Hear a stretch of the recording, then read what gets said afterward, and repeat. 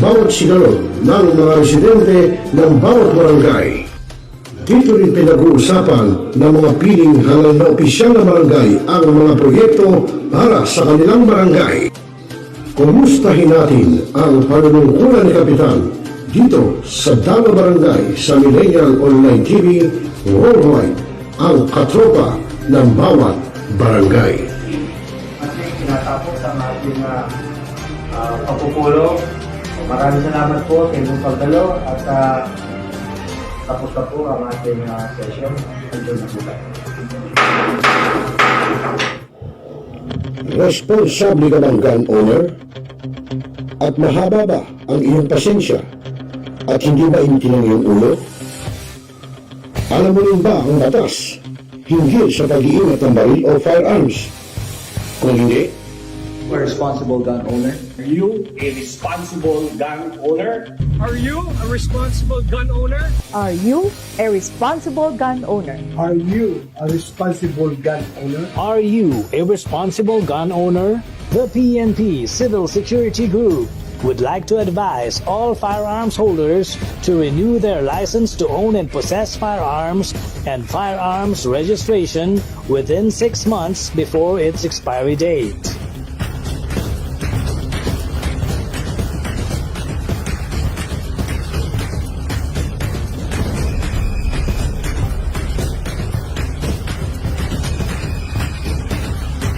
Tumawag na at makipag-ugnayan.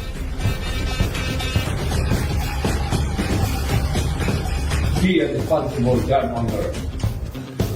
One Gun Pilipinas ang sagot, mga katropa at kagangers.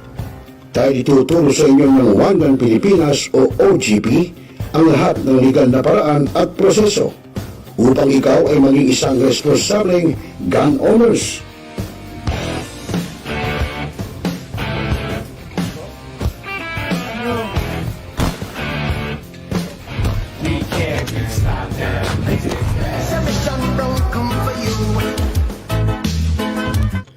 Ano pa hinihintay nyo, mga kagangers? Sali na sa One Gun Pilipinas ngayon na.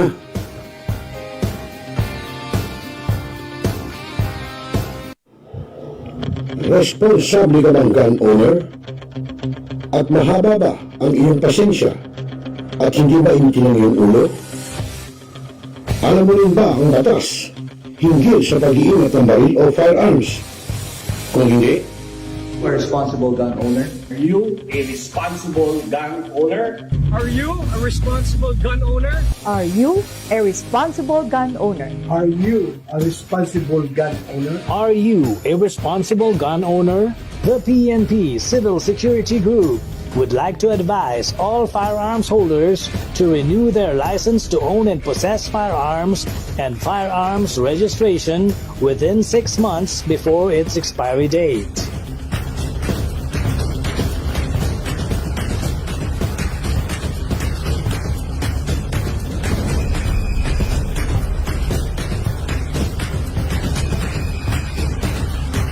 Tumawag na at makipag-ugnayan. Be a responsible gun owner. One Gun Pilipinas ang sagot, mga katropa at kagangers. Tayo ituturo sa inyo ng One Gun Pilipinas o OGP ang lahat ng legal na paraan at proseso upang ikaw ay maging isang responsableng gun owners.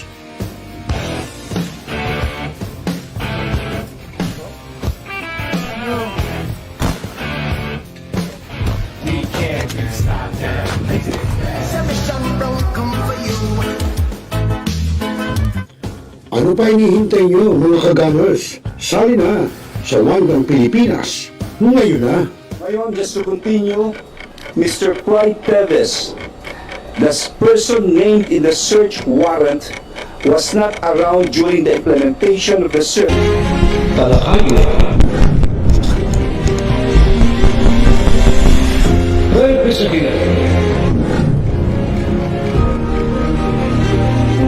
Opinion.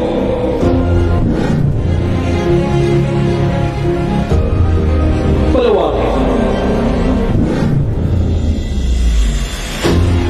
Aksyonan. Asal. Ngayon, just to continue, Mr. Clyde Teves, the person named in the search warrant, was not around during the implementation of the search.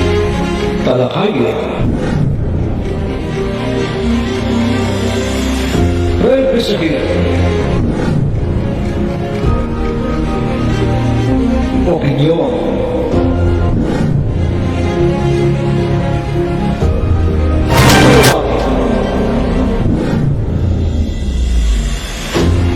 Aksyonan. Kasama 0 dito na sa Yung Millennial 9 TV.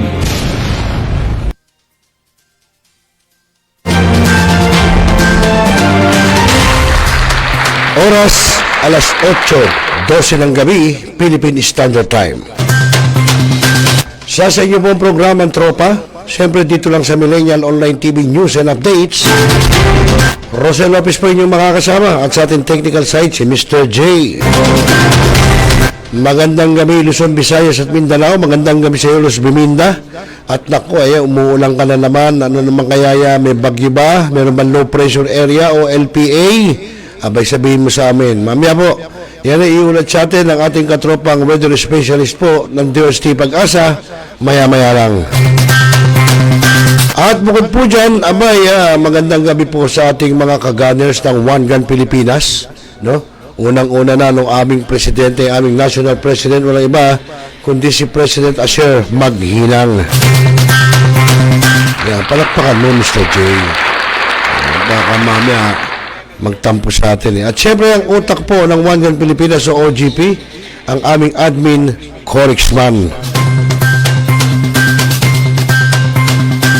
At siyempre po ang ating mga kuya, ate bunso, Friends of Eagles ng the Fraternal Order of Eagles, Philippine Eagles Incorporated. Siyempre po, partikular sa Central Luzon Region 45 at sa pangunguna po ng aming governor, walang iba, kundi si Governor Rafael Agkawili. Ay, palakpakan mo, Mr. J. Yan. At siyempre po yung ating mga kabarangay, no? Kung saan man kayo nandiyan, kung saan man kayong barangay, magandang gabi sa inyo. Maulang gabi, no? At kaya pala, yung ating mga motorista, lalo na yung ating mga riders, dahan-dahan po sa pagpapatakbo ng inyong mga motor. Sabi nga, kapag umuulan, slippery when wet. At ganyan din yung ating mga katsokaran dyan, yung ating mga dabber cats, yung ating mga netizen. Abay, good evening. At bukas po, abay, makakapanayan po natin, no? Kung papala rin, ating pong i-on-cam interview si dating congressman, si dating Malabon na Botas Congressman Ricky Sandoval. Abay, kakausapin natin siya, no? Siyempre po, sa ngayon, siya po ang, kung di ako nagkakamali, tumatayong city administrator, no? Kung di ako nagkakamali, ng Malabon City. At alamin natin, ano ba ang differences, no? Kasi nung siya congressman, siyempre mambabatas, gumagawa ng batas, no? Dito ngayon sa pagiging kanya city administrator, nung kanyang mismong may bahay, nung kanyang first lady, ang kanyang esposa, si Mayor Jeannie Sandoval. Siyempre may mga differences siya, no? May mga siguro, siyempre bilang dating kongresista, bilang mambabatas, kahit paano, kahit yung ang mayor ay yung kanyang asawa, ay humihingi pa rin ng advice yan, no? Sa mga legal matters, mga legalities, kung ano dapat gawin, di ba? At the same time, asawa siya, siyempre. Pero actually, ang dahil yung nagsasabi, actor rin, saksi rin ako, nakikita ko rin. Mula po nung umupo si Mayor Jeannie Sandoval, bilang alkalde po ng lungsod ng Malabon, malaki yung kinaganda, no, ng Malabon City. Unang-una, yung mga mahirap nating residente, halos naman lahat dyan, karamihan mahirap, nakakatanggap po ng ayuda buhat po sa kanilang Malabon Blue Ahon Card. Pero pa ho dyan yung mga membro ng 4Ps, at saka yung mga indigenous people dyan, mga indigent, no, na nakakatanggap po ng ayuda. At yun, sabi ni Antonio Valenzuela, may mabuhay daw ang One Gun Pilipinas. Yun nga po sinasabi ko, mabuhay ang One Gun Pilipinas, mabuhay ang OGP, no? At patuloy na lumalawak, lumalago, lumalaki ang OGP no? Nationwide, ibig sabihin buong mundo. Dahil sa ibang bansa, meron eh. Nandiyan si Kuya Julius Miguel Saludes ng Hong Kong, no? Sina Kuya, sino pa ba? Hindi ko kabisado yung mga pangalan eh. Sina Ate Mai, yan. Oo, sino pa ba? Sa halos lahat po ng buong Pilipinas, meron na. Bukod pa ho ang ating abroad. Meron tayong US, si Kuya Tad's Daily. Di ba? So, marami. Oh. Meron tayo sa Qatar, meron tayo sa Bahrain. Di ba? Oh, marami ho yan. Okay po na mga kaibigan, alas 8:17 na po ng gabi Philippine Standard Time. Tuloy-tuloy po tayo sa programang Tropa. Rosel Lopez po at your service. Abay, huwag na natin patagalin. Alamin na natin kaagad sa 2ST Pag-asa, no? Ang lagay ng ating panahon. Abay, dahil po, may ulan na naman eh. Ano ba, meron bang LPA, meron bang bagyo? Alamin natin sa report po ng ating isa sa weather specialist ng 2ST Pag-asa, ang kalagayan po ng ating panahon. Ito po ay bulletin nila as of 5 p.m. hanggang sa susunod po hanggang bukas na ito. Narito po.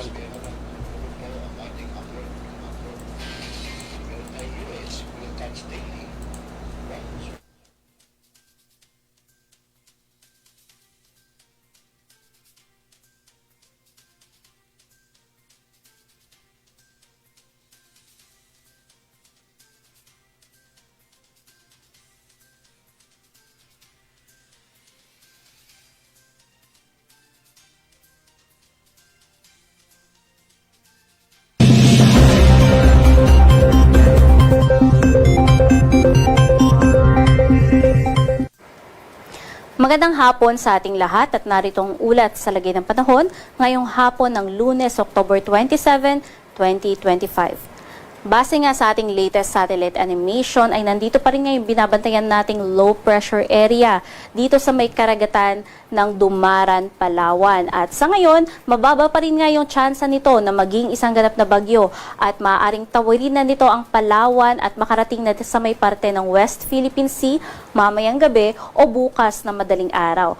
Pagkarating nga nito sa may parte ng West Philippine Sea ay maaaring tumaas pa yung tsansa nito na maging isang ganap na bagyo. Samantalang ito nga nasabi nating low pressure area ay nakapaloob sa Intertropical Convergence Zone o ITCZ or uulitin natin ito yung salubungan ng hangin galing sa may hilaga at katimugang bahagi ng ating hemisfera. At ito nga ngayon yung nakakaapekto sa may parte o kanlurang bahagi ng Southern Luzon, Visayas at Mindanao. Samantalang, nagbabalik na nga yung inaantay nating hanging amihan o northeast monsoon na siyang makakaapekto sa may bahagi ng extreme northern Luzon. Shearline naman o yung salubungan ng hangin galing northeast monsoon at easterlies ang siyang nakakaapekto sa may silang bahagi naman ng northern Luzon. At easterlies naman o yung hangin galing sa Pasipiko ang siyang nakakaapekto sa nalalabi pang bahagi ng ating bansa. Sa magiging lagay nga ng panahon bukas ay asahan nga natin na dahil nga sa epekto ng northeast monsoon makararanas na maulap na kalangitan at mga kalat-kalat na mga pagulan dito sa may parte ng Batanes. Samantalang dito naman sa parte ng Cagayan, Isabela hanggang dito sa may parte ng Aurora, makararanas din na maulap na kalangitan at mga kalat-kalat na mga pagulan dala naman ng shearline. Sa may parte naman ng Occidental Mindoro at Oriental Mindoro, makararanas din ng mga matataas na tsansa ng mga pagulan dala nga ng low pressure area.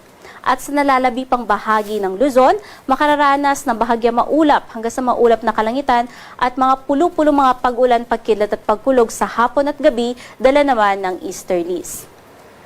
Temperatura nga maaaring umabot hanggang 32 degrees Celsius dito sa may Tuguegarao at Legazpi at dito nga sa may Metro Manila, maaaring umabot 25 hanggang 30 degrees Celsius. Sa magiging lagay naman ng panahon dito sa may Kabisayaan, asahan nga natin sa may parte ng Palawan dahil nga sa magiging patuloy na epekto ng low pressure area ay magiging makulimlim pa rin ang panahon at magiging kalat-kalat ang mga pagulan, pagkidlat at pagkulog. Dala rin ng epekto o maging patuloy na epekto ng Intertropical Convergence Zone o ITCZ, makararanas din ng mga kalat-kalat na mga pagulan dito sa may Western Visayas, Negros Island Region, maging sa may Zamboanga Peninsula at Barm. At sa nalalabi pang bahagi ng Visayas at Mindanao, magiging pulo-pulo ang mga pag-ulan sa hapon at gabi at sa umaga, magiging bahagya lang ang kaulapan, ngunit pagdating ng hapon, andyan na yung mga pagbuhos ng mga pag-ulan, dala naman yan ng easterlies. Temperatura nga dito sa may Visayas at Mindanao, maaaring umabot din hanggang 32 degrees Celsius.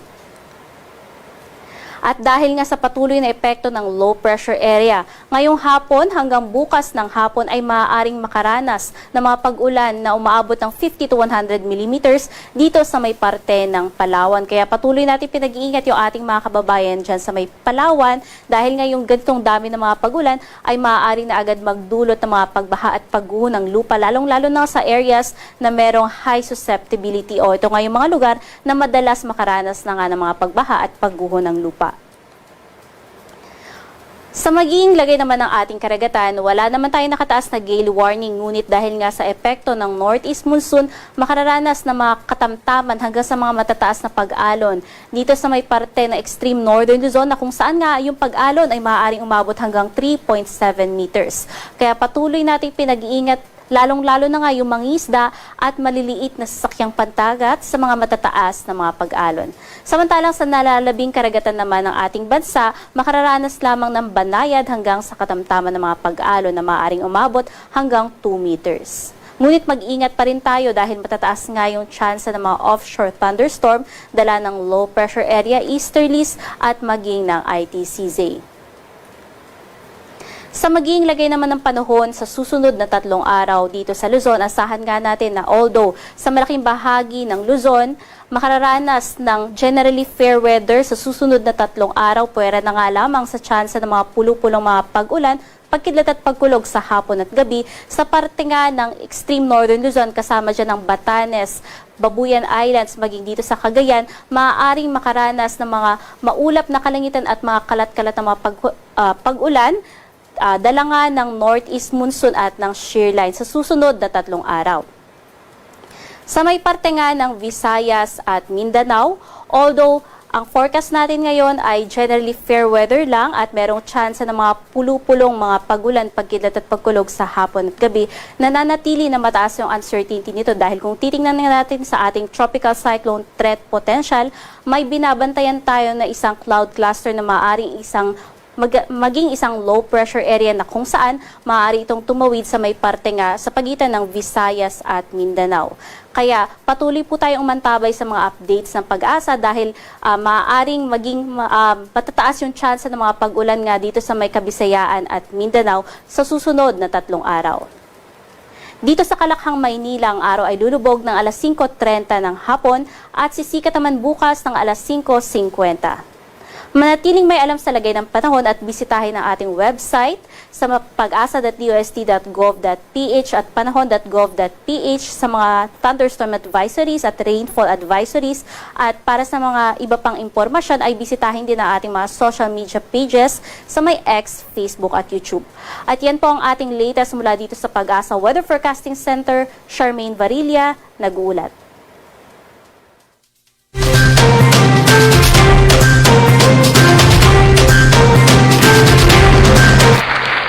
Maraming salamat sa iyo, katropang Charmaine Villarreal.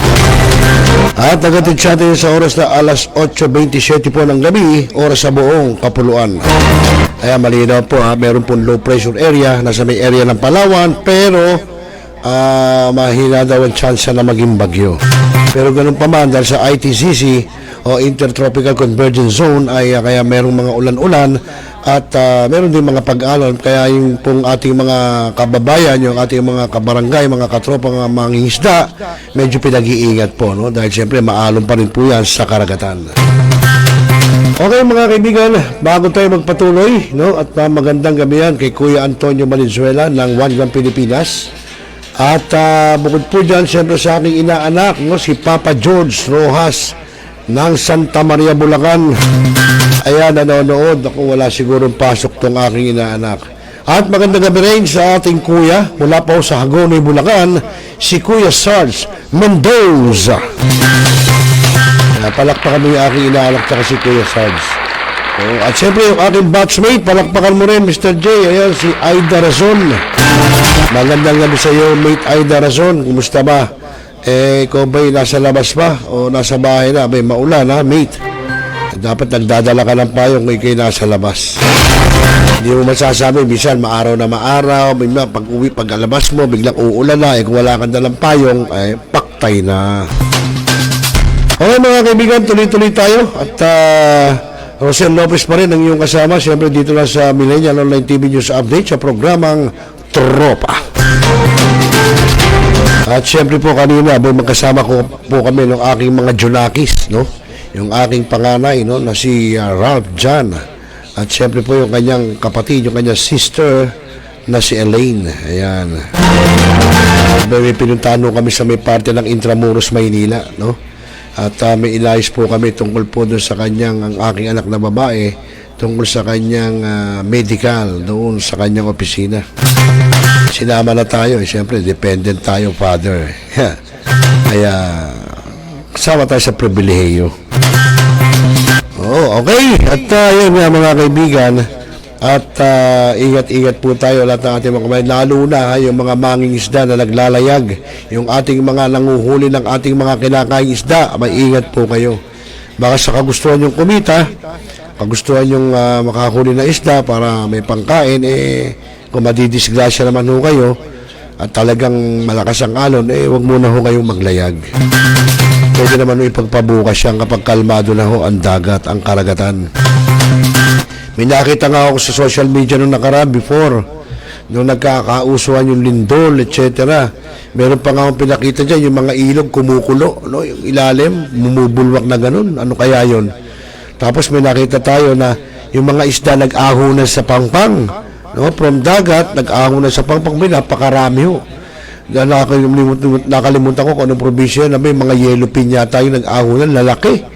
Nang sumusuko yung ng mga kababayan natin doon sa mga residente roon sa nasabing lalawigan na yun. Okay mga kaibigan, tuloy-tuloy tayo. May alas 8:28 na po at huwag na natin patagalin. At ito ngayon na natin kagad yung pong, ito po yung ginawang tawag dito? Yung ginawang forum, media forum ng National Press Club of the Philippines, no? Kung saan po ay may mga naging bisitang mga abogado, no? Ito po may kaugnayan pa rin, no? Sa flood control project ng ating gobyerno. Kung saan po ang naging moderator po dito ay pinangunahan po ni National Press Club Director Benedict Abaygar, no? At siyempre po kasama niya po ang ating katropa, yung ating ate, no? Kasama natin sa Media Rider Eagles Club. Walang iba po kundi si Ate Gina Mape, no? Alam niyo yung ating Ate Gina, napakasipag po yan. Siya po ay reporter po ng DWWW, Your Ultimate Music Radio. Yan po, para at least alam nyo, no? So yan po mga kaibigan, at sila po naging moderator at alam ko isa doon sa naging bisita nila dyan ay si Attorney Ariel Inton. At magandang gabi rin, sabi ni Kuya Antonio Valenzuela. Magandang gabi po, Sir Rosel. Maganda ka pa sa gabi, Anthony, for English, no? At sabi po ni Papa George, yung aking inaanak, yes, nong na-share ko na po, ingat din kayo dyan, George, mo lang ba dyan sa inyo? At yung aking tito, yung aking amain, no? Buhat pa ho sa Siniluan, Laguna, no? Si Tio Edgardo Lopez. Magandang gabi sa iyo, Tio. Welcome sa programang Tropa. At syempre po, yung ating team leader ng National Capital Region ng One Gun Pilipinas, si Kuya Marco Yu Alday. May palakpakan natin. Mahusay yun, mabisa. May mabuti ho, Tio, no? Wala akong problema. Still alive and kicking. Ikaw nga, nakikita ko, ang dami mong mga moments dyan Ang dami mong mga tropa peeps, no? Dyan sa Siniluan. Ito pong aking Tio malakas pa. No, ito po mukhang makaka-isa pa Tio, joke lang Joke lang, Tio. Baka mamaya magalit ka sa akin. Yung aking pinsan si Ricky, dyan na nakasay sa Laguna. At least nandiyan na siya. Meron tayong malalapitan dyan kung sakaling may problema. Bukas makalaway magke-kernel na yan, Tio. May kailangan bantayan nyo para pag naging kernel yan, may dumikit-dikit na kayo at para kayo kaya magiging ala-alalay. At sabi pa ni Kuya Marco Alday, pabati po sa One Gun Pilipinas, NCR chapter o mga taga NCR chapter ng One Gun Pilipinas, magandang gabi sa inyo. Ang akin lang, yung ating mga taga One Gun Pilipinas, sana itong ating platform na Millennial Online TV News and Updates, i-like nyo po, i-follow at i-share, no, sa ating mga kasamahan din yan, at ganun din ang gawin nila, no, para tayo po ay mas lalong lumago ang ating mga viewers, ang ating page, para bukas makalawa. Alam nyo, mga kuya, no, ng OGP, ito po ang ating official News Online TV ng One Gun Pilipinas, no? Kaya yung ang dami nating miyembro Kung lahat kayo diyan magla-like, mag-share, magpa-follow, gaganon po tayo, no? Hindi lang po ito hanggang sa ibang bansa makukuha ng ating Millennial Online TV, di ba? Oo, ayun. Magandang gabi sa mga taga National Capital Region ng One Gun Pilipinas. Okay, so mga kaibigan, huwag na nating patagalin. Alamin natin itong ginawang Meet the Press ng National Press Club of the Philippines sa kanilang ginawang media forum, kung saan ay pinangunahan nila Director Benedict Abaygar at kapatid na Ate Gina Lopez na Director din ng National Press Club ang nasabing forum. Ito yung may kaugnayan pa rin sa flood control project ng ating pamahalaan. May mga bisitang abogado Tanong natin, siguro hihingi ng opinion nila. Huwag po tayong kukurap at narito po. Okay na, go! Alright, magandang umaga. Luzon, Visayas at Mindanao. Ito po ang inyong lingkod, NPC Director Benedict Abaygar. At nagbabalik tayo sa ating lingguhang forum, media forum, hatid ng National Press Club, ang Report to the Nation Media Forum. At araw na naman ng Biyernes, October 24, magandang umaga sa ating mga nakatutok sa ating forum. At kasali man natin ngayong umagang ito ang ating Director ng National Press Club, si Manay Gina Mape. Good morning, kapatid. Good morning, kapatid Benedict. Good morning po, Atty. Con and Atty. Tolentino. Kung nga po muna ang pansamantala mo po dito sa pwesto ni NPC President Colonel Abasola sa umaga ito, meron lang po siyang mahalagang inaasikaso. Magandang umaga po, ako po si Tina. Yan, bagong lahat, pasalamatan muna natin syempre ang ating mga sponsors sa ating lingguang forum. Ang Tina Point Festival, ang Philippine Amusement and Gaming Corporation, at ang Chinese Filipino Business Club. Maraming salamat sa patuloy na suporta. Maraming salamat na sumusuporta sa ating forum. At ngayong umagang ito, katabi ko, pakilala ko na, walang iba kundi ang Pangulo at founder ng Lawyers for Commuter Safety and Protection at kolumnista ng pahayagang Remate, walang iba kundi si Atty. Ariel Tinton. Good morning, Atty. Magandang umaga sa inyo. Magandang umaga, Benedict, Gina, of course, Panyero, Atty. Mark, at sa lahat ng sumusubaybay dito sa forum nito. Salamat sa pag-aniyan niyo po sa Kasama Benedict, katabi ko naman si Atty. Mark Tolentino. Siyempre, kilala po siya bilang Kuya Mark. Kanina nga po, sabi ko sa kanya, Atty, anong problema? Anong solusyon sa problema? Ang sabi niya sa akin, talk to my lawyer, the famous Kuya Mark, Atty. Mark Tolentino. Ang legal counsel ng SMNI. Ay, good day, sa lahat po ng mga nanood. Thank you sa National Press Club for inviting me and maging guest speaker kasama ko si Atty. Hinton.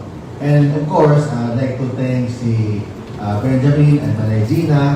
By the way, I'm not only a lawyer ng SMNI, I'm also the president ng Kapisanan ng Social Media Broadcaster ng Pilipinas.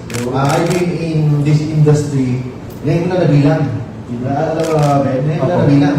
I thought 10 years na, 12 years, 18 years na pala po yung media. Wow! 18 years na. Legend. Since 2007, I've been in media. Nag-start po tayo sa TV. Apo. Tapos, sa radyo. Sa TV po tayo sa RHTV, doon nag-start. Then sa radyo naman, sa 774, sa RNN. Uy, ang music. Doon sa dating Solar TV, naging CNN Philippines.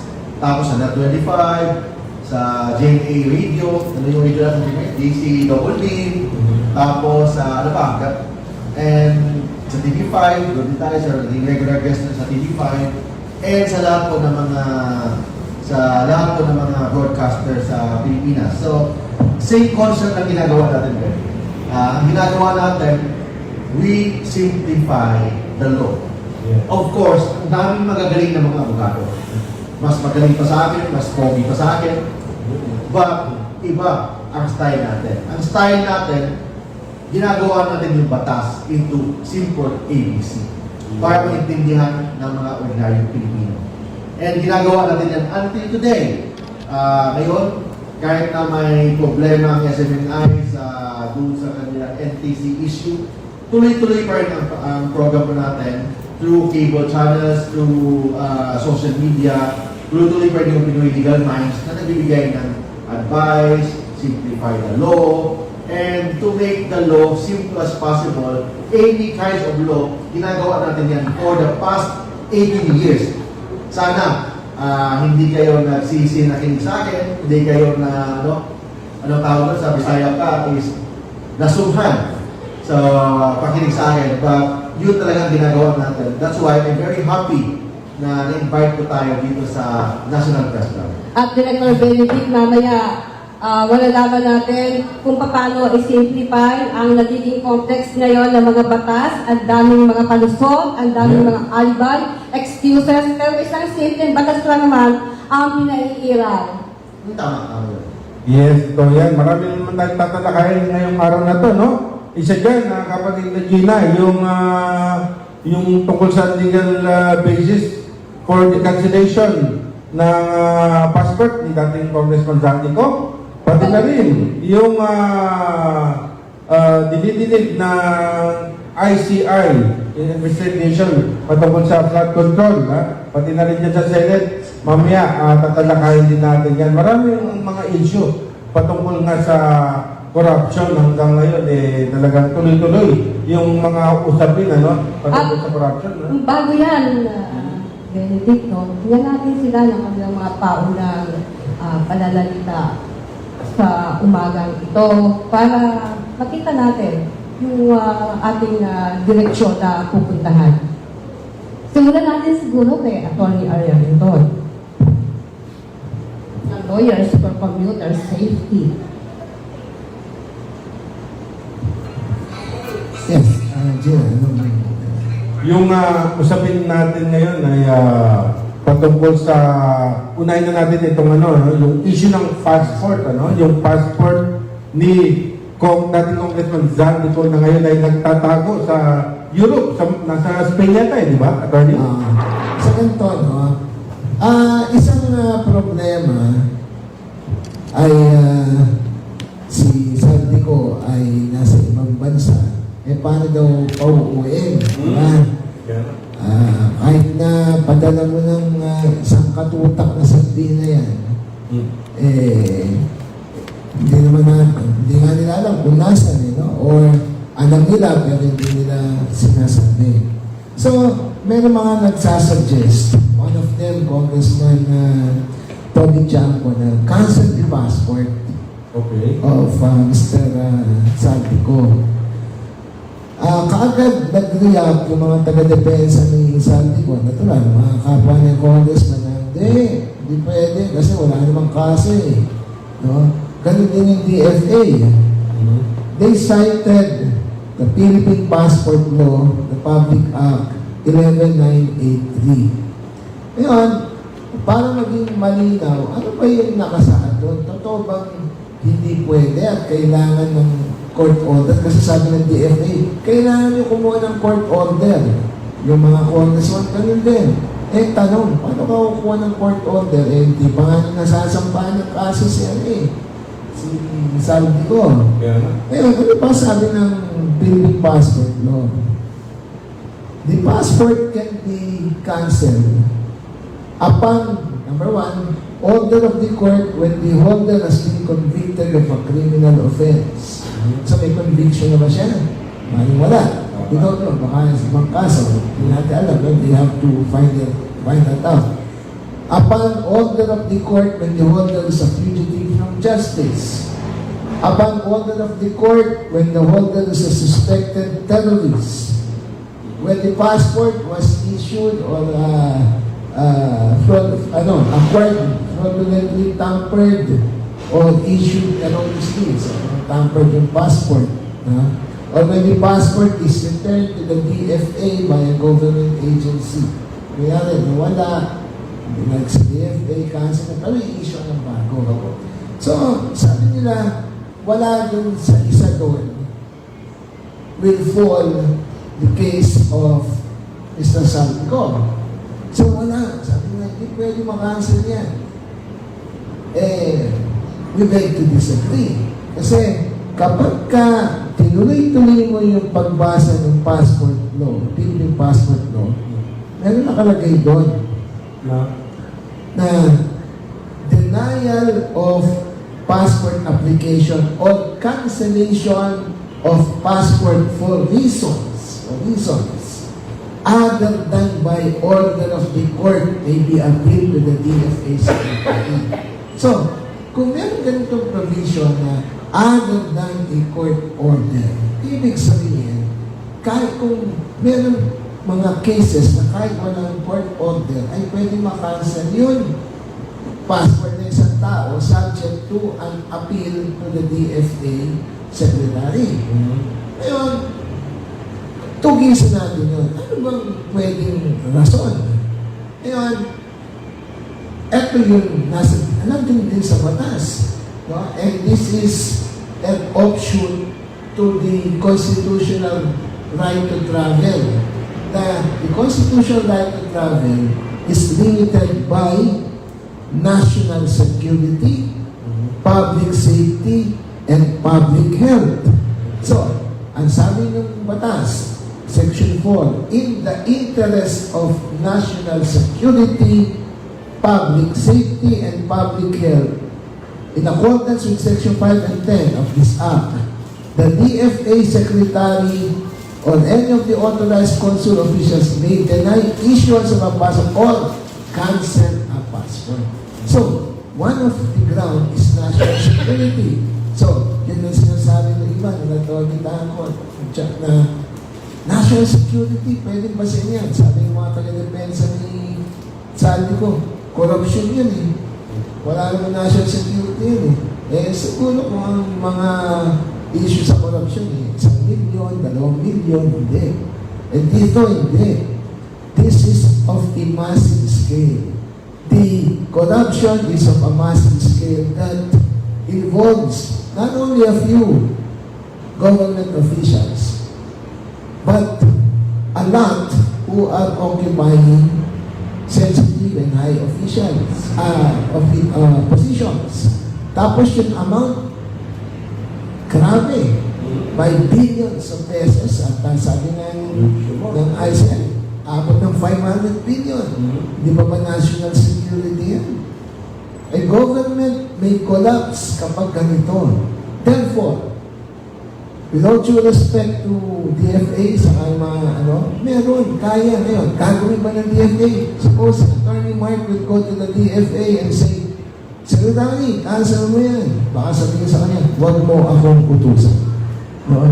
So, sino pwede kumunto sa kanila? Si Presidente. Bakit? Kasi DFA Secretary, you are an alter ego of the President. So the President can order the DFA Secretary if he is really serious na pauwiin o hanapin si Saldico, then why don't you direct your DFA Secretary? With all due respect, Mr. President, cancel the passport of Saldico based on national security. Pagsabi, pagka ang titingnan mo yung question sa court, hayaan mo yung mga abogado ni Saldico gumawa yan. Sa inyo, kailangan ang tingnan natin, dahil kayo nasa gobyerno, paano natin mapapadali dito yung proseso at mapapauwi sa Saldico. Mr. President, the ball is in your hands. Kaya, based on this. Pero kung hindi, abay, Kailan tayo maghihintay ng court order? Pag may kaso na. Ano ba itong proseso? Sa ICI, yung ICI, di ba? Pare, ICI is not a prosecutorial body, di ba? Fact-finding to. They cannot directly file their findings in court. Sa asampan nila yung findings nila, bibigyan nila recommendatory sa prosecutor's office, ombudsman, etc. Tapos, mag-preliminary investigation pa ulit yun. So, ang haba pa ng proseso niyan. May time, naiinip yung tao. Pero kapag na-cancel mo yung passport niya, sabi ko, padala mo dito. No? At sabi nga nila, ipapa-public na yung proceedings sa ICI, di ba? Di maririnig natin yung kanyang depensa or kung sino ang ikakanta niya. Yun ang kapang-abang doon. Attorney, sa nakikita nyo, yun ba talaga ang nararapat kanselahin? To my mind as a lawyer, that will make things easier for the government na makuha natin yung si Mr. Santiago. He is being prominently mentioned not only by the witnesses, not only documents are the documents that were unearthed papunta sa kanya. But yung kanyang lifestyle, yung kanya, kung gano'n ka, mas mayaman ka pa kay LeBron James. Palagay ko, may anong pinanggalingan masama yan. Sa ano po, attorney, sa pag-cancel ng pasaporte niya, kung sakali, mapipigilan na yung pagpapalipat-lipat niya ng bansa, gano'n ba mangyari? Oo naman. Gano'n na mangyari? Pwede na siyang pa-deport. Bakit? Hindi siya makapalipat. Anong gagawin niya? Na passport kung ika-cancel ng Philippine government. Ayun, I see. Kaya naman, kay Attorney Tolentino, ano naman say niyo dyan sa issue ng passport niya?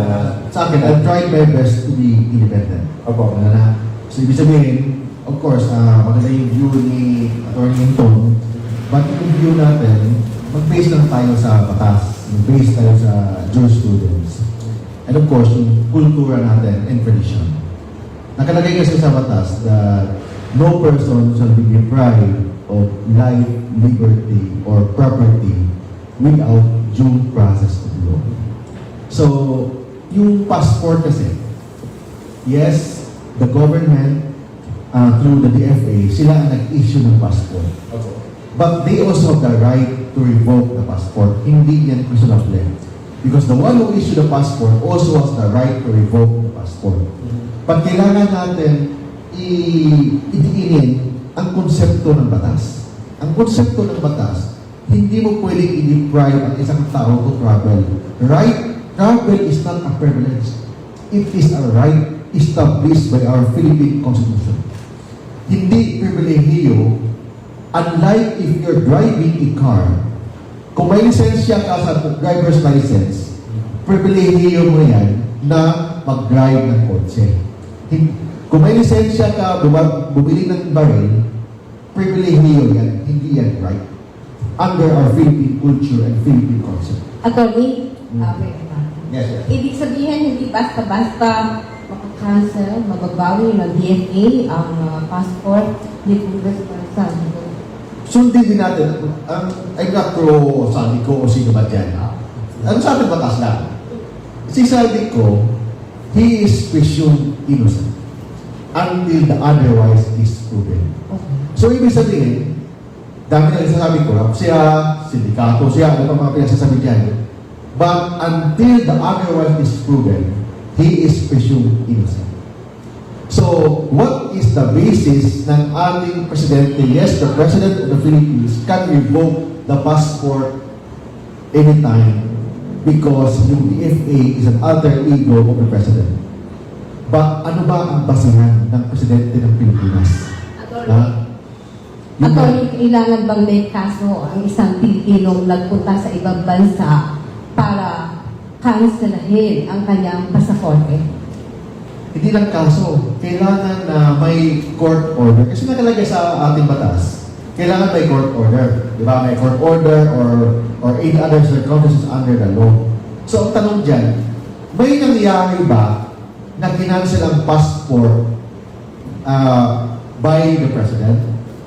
May nangyari na ba na kinansela ng DSA ang passport? Yun ang first question natin. Kasi hindi natin pwede na, yes, dami nagsasabi na corrupt lang si congressman na yan.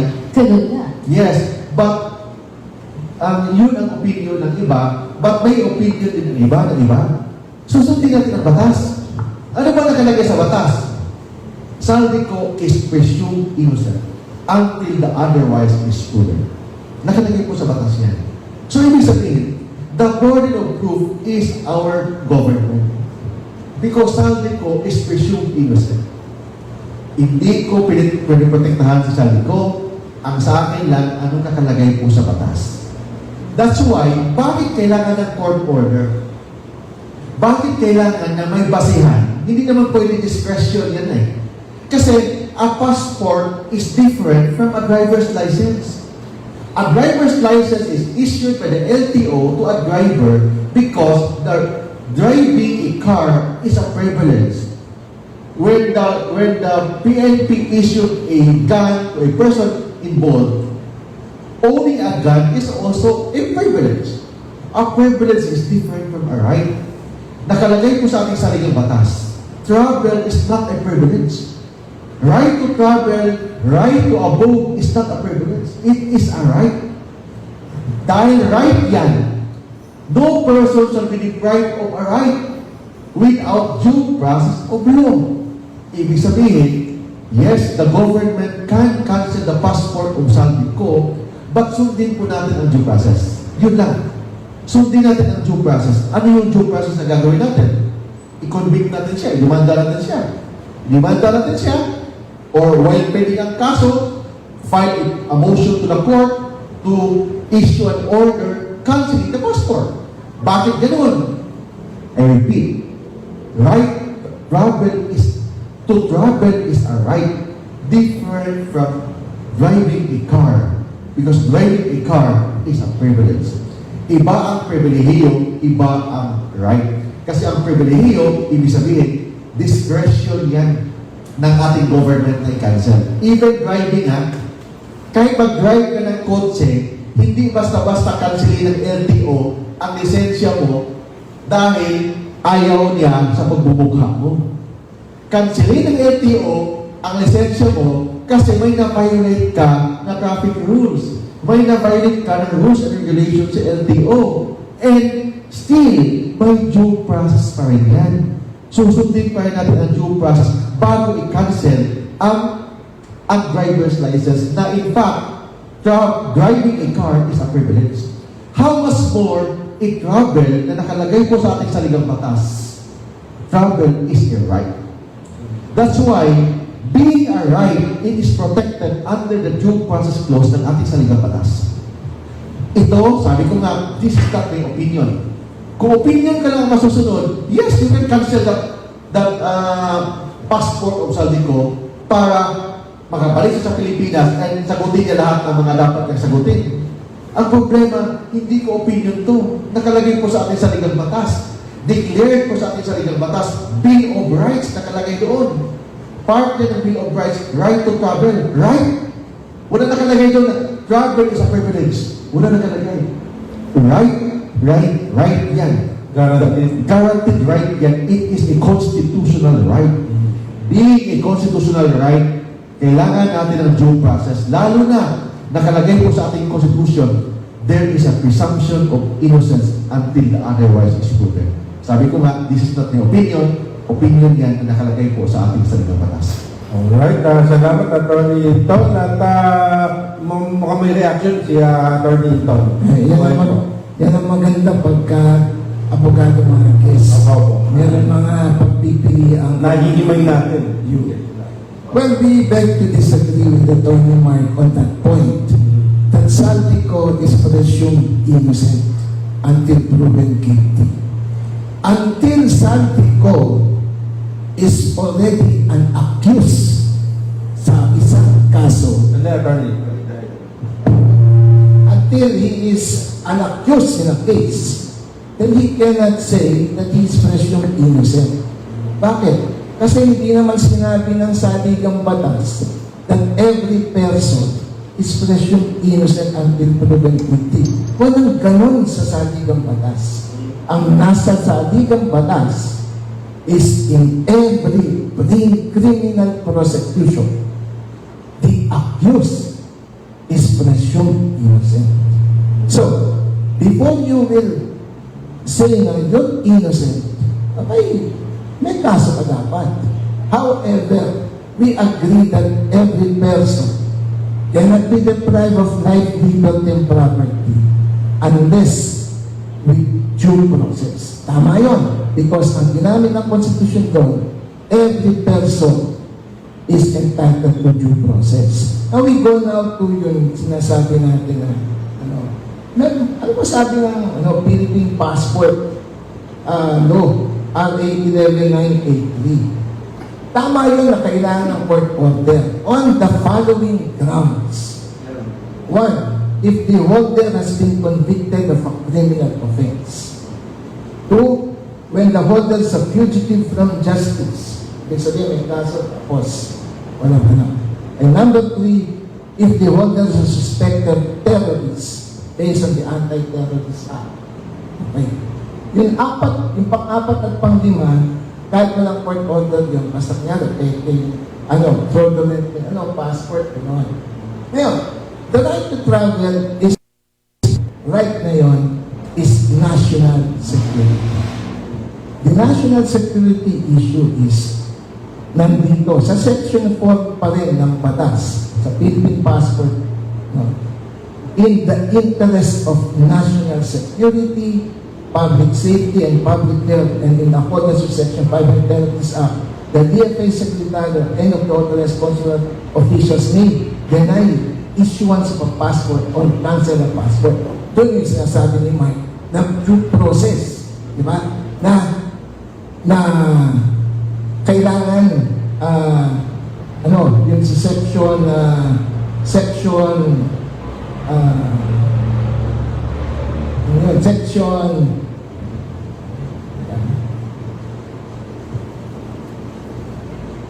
section 5 and 10 of the Philippine Passport Act. However, the President, the DFA Secretary, has that power. Kung kakansilin yun based on national security because the President inutos sa kanya yun, then he can do that. He can do that. Bakit? Kasi national security. Ngayon, pagka yung mga taga-depensa ni Sally ko sasabihin niya na, hindi, kailangan dumaan tayo sa proseso. Hindi yun ang question niyo sa court. Or, that is the reason you appeal to the DFA Secretary. Kasi sabi naman ko the cancellation can be appealed to the Secretary. But in the meantime, na na-cancel yun, napauwi na natin si Saldi ko. At kung nandito na siya, then he can already answer the charges. Ngayon, pagka sinabi ng Muscalo, hindi, nagkamali ka DFA, hindi mo dapat in-answer yan. Okay, pagpalagay na natin, nandito na si Saldi ko. Ano bang magiging remedy na niya? Ito na yung passport yung ulit, Mr. Saldi ko. Bakit? Kasi, karabutan niya. Pero in the meantime, nandito na siya. That is our point. Because if we have to find legal ways within the bounds of the law. Paano natin siya mapapanagot? And to my mind, based on the Constitution, based on the Philippine Passport Law, national security can be a ground because of the massive yung corruption na nangyari which can cause the collapse of the government. Yun. At attorney, kung sakali lang na makansila, meron din siyang ibang pasaporte sa ibang bansa. Paano naman yun ang problema. Kung may diplomatic passport siya or meron siyang ibang passport na ginagamit, kunyari, meron siyang, we'll find it out. But, tayo, when we think of a way na, let them question it. Wala naman tayo sinasabi, hindi karapatan yung sa ating question yung pag-cancel ng passport. However, in the meantime, nandito na siya. So, yun ang importante. Yung remedy niya nandun. But, telling me that you are presumed innocent, not yet, Mr. Saltico. You should be an accused in a criminal proceeding. Attorney Tolentino, Okay, respect, kasi sa atin po is academic discussion po. Maganda to para maintindihan ng mga kababayan mo natin. Ang sabi ng batas, hindi pwede ang DFA i-cancel nila kasi ayaw nila ang pagbumukha ni Saltico. Kailangan may basis. Ibig sabihin, may due process. Hindi pwede na unilaterally i-cancel nila ang passport. Pagbigyan pa rin nila dapat ng pagkakataon na magpaliwanag. Kung hindi magpaliwanag, yes, they can do that. But still, may due process pa rin. Yun yan. But kahit na i-declare pa ng DFA upon instruction of the President na i-cancel po yung passport nila, ang Pilipinas kasi, yung mga government agency natin, hindi naman absolute ang kanilang karapatan. May tinatawag tayong check and balance sa lahat. Granting na i-declare yan ni DFA ang passport ni Saltico, may tinatawag tayong judicial review. So, dadaan pa rin sa judicial review. Pwede yan mag-file ang abogado nila ni Saltico ng petition for certiorari with TRO. Ibig sabihin doon, ipa-declare nila na there was great abuse of discretion, amounting to lack or excess of jurisdiction on the part of the DFA plus TRO para mabalik yung kanyang pasaporte. So, ibig sabihin, yung sistema ng government natin pa gano'n. So, ibig sabihin, walang absolute authority sa Pilipinas. Yes, in practice, meron. In reality, may nang-abuso ka sa kanilang kapangyarihan. But if we base it on the law, kung there's no such thing as unilateral na i-cancel ni DFA ang passport. Wala ganun. Pagbigyan pa nila si Saltico to explain. And dapat may basihan sila na i-cancel. For example, yung tinatawag na national security, ano ba yan? Kasi we have to follow kung ano yung ginagawa ng LTO sa mga driver's license. Yun din dapat ang gagawin sa DFA with respect sa passport. Ang pagkakaiba lang sa LTO compare sa DFA, ang LTO, right to drive a car is a privilege. Unlike in a travel, it is, that's why, ibahin po natin ang konsepto or approach how to cancel the passport o Saltico. Yes, daming galit sa kanya, daming ayaw sa kanya, but still, hindi naman ibig sabihin na pabayaan na natin ano nakalagay po sa ating saligang batas. Kailangan sundin po natin ang saligang batas, and of course, the President, kailangan pakita niya na hindi siya bias. Kung hindi na pakita niya na hindi niya piniprotektahan si Saltico. Kung hindi, kung ano po nakalagay po sa ating saligang batas. Yun po yan. Okay, any additional attorney? That's the beauty of the legal proceedings in this country. As Attorney Mark said, that can be questioned by filing a petition for certiorari, questioning whether or not the DFA Secretary or the President himself committed grave abuse of discretion in canceling the passport. That is a legal proceeding. But in the meantime, nandito na si Saltico. Ngayon, kung manalo sila dun sa kaso, ibalik yung passport. Yung sinasabi natin eh. No? what is important is that time element na nandito siya. No? Kung yung grave abuse of discretion yan, remember this, ang sabi sa batas, if the DFA would commit grave abuse of discretion. Pero kung abuse of discretion lang, certiorari will not die. It should be grave. So, kapag tayo yung grave na yun, then yung kampo ni Salvi ko, nasa kanilang, kung paano nila mapuprove yung grave na yun. Pero kung kahit may abuso, sabihin natin may abuso, abuse of discretion, hindi pwede ang certiorari. Because what the rules say, grave. So, in a matter of discretion, meron. But if the president of the DFA secretary committed abuse, not grave, then hindi pa rin sila uulat. Ngayon, dun sa sinasabi ng national security. Okay, pagpaliwanagin natin si, sabi ko dito, in the meantime, we suspend the passport. Pwede na nila kami yan. Yun nga kasi yung grave abuse of discretion, i-prove yung grave. Pero kung pinapangalagaan mo yung kaban ng bayan, gumawa ka ng paraan, diba? Para makuha mo ang resulta. Kung papatali lang tayo dun sa mga wala.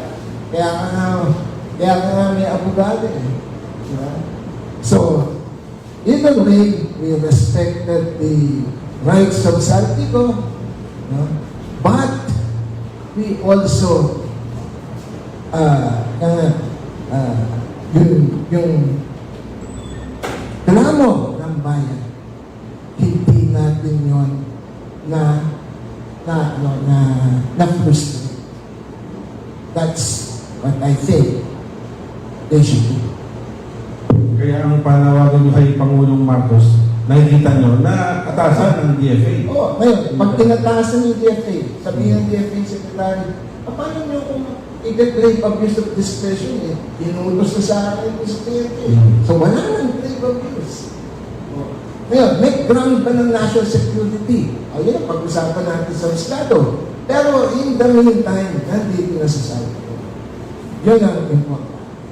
At kapag, assuming manado na siya sa passport issue, lumabas na yung indictment ni Saldico na-indict na. No bail recommended. Dito na siya. Diba? Yan ang ating pagpili. Habang alam natin na nandiyan pa siya sa Spain. Kaso baka lumipat na naman sa ito yung sinabi mo, Benedict, kung may iba pa siyang passport, yun ang hindi natin alam. Kasi, ang sinasabi natin dito, if it supposes na Philippine passport kung meron siya. Ngayon, kung meron iba, tama, mahirapan tayo.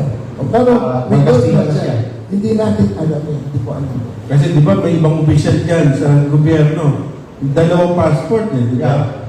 May iba dyan, dual citizen. Dual. Yan. So, citizen ng Pilipinas, then citizen din ng isang maliit na European country. Parang Malta. Parang gano'n. So yun ang malaking issue ko kay Mr. Saldico. Hindi yan simplify lang na issue ng passport, cancel ng passport. So malaking issue to na dapat i-discuss ng taong bayan kung ano yung dapat gawin. Yes, daming galit. Daming galit ngayon sa nangyari ngayon, sa blood control, ano yung mga issue dyan.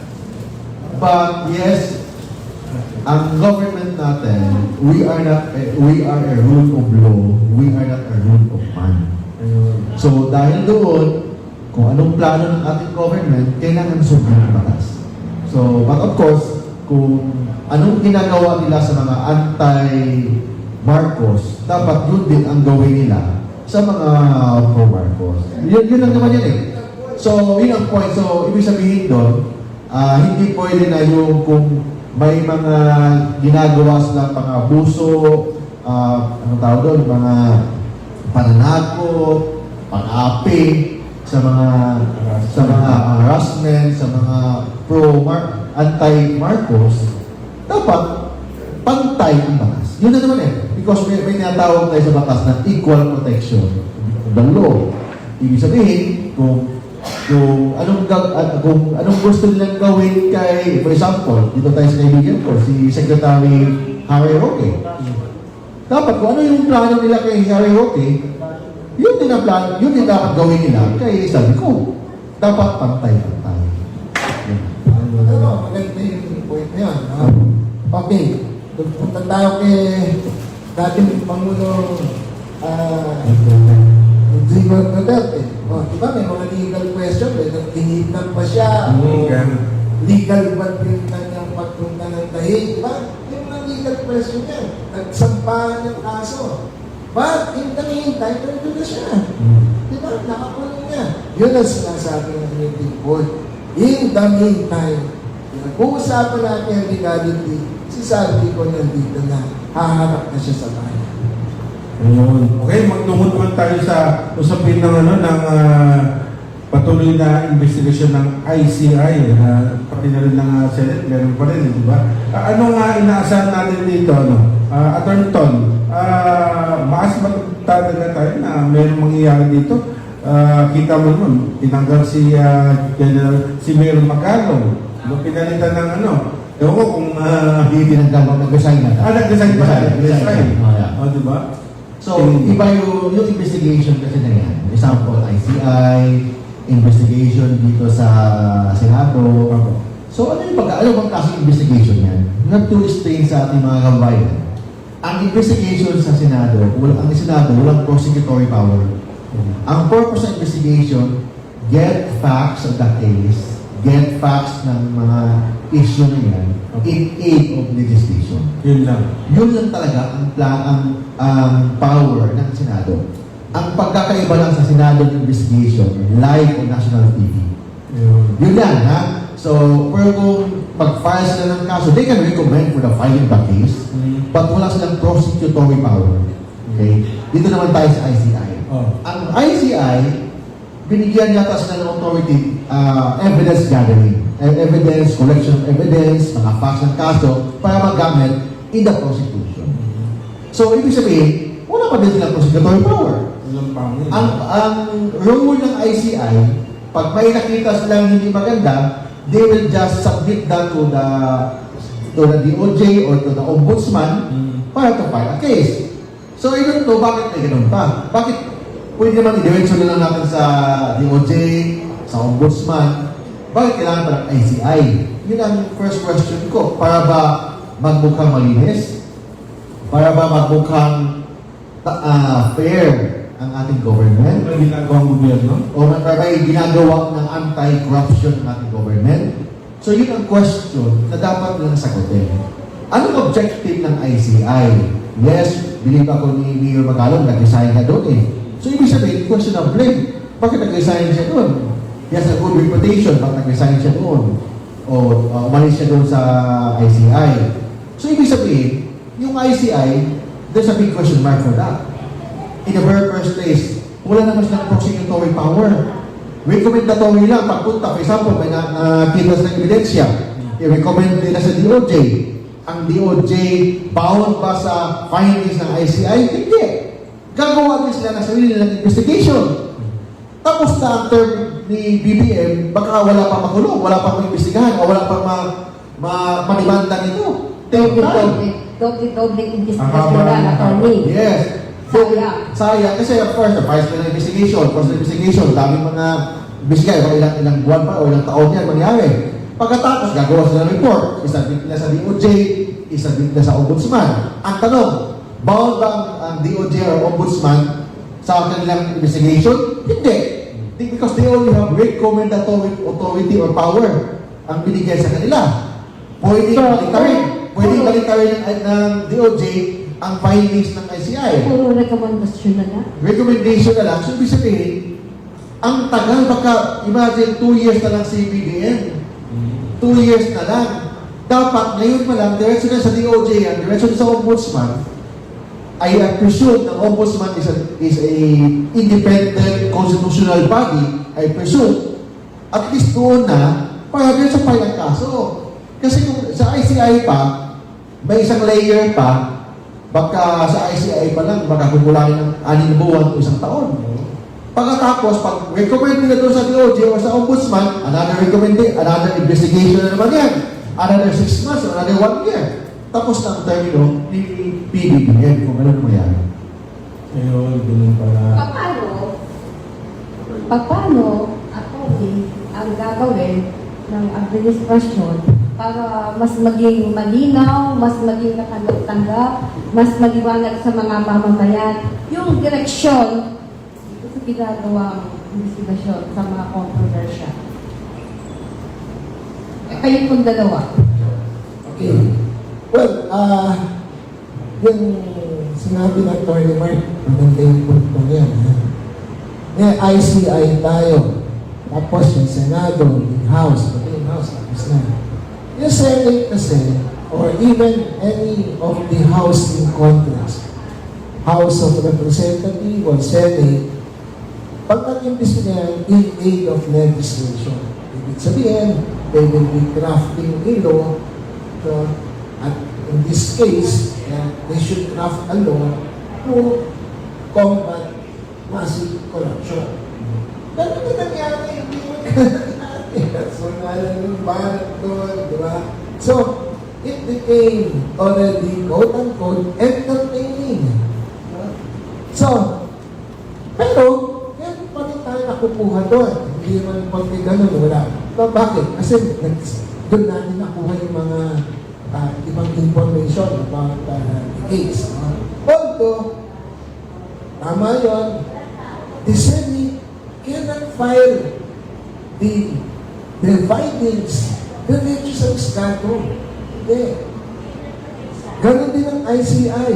Hindi naman sila mga fiscal, hindi sila prosecutors. So yung findings nila, yun yung recommendatory at ibibigay rin sa Ombudsman.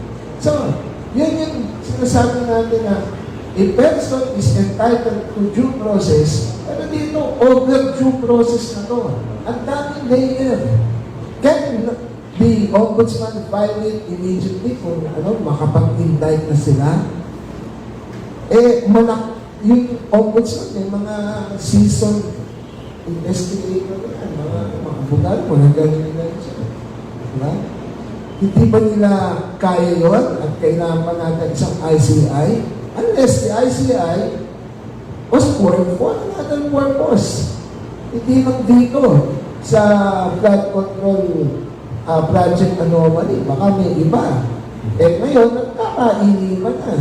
No? Ilang araw na nakaraan at hindi natin malaman ano yung unsigned.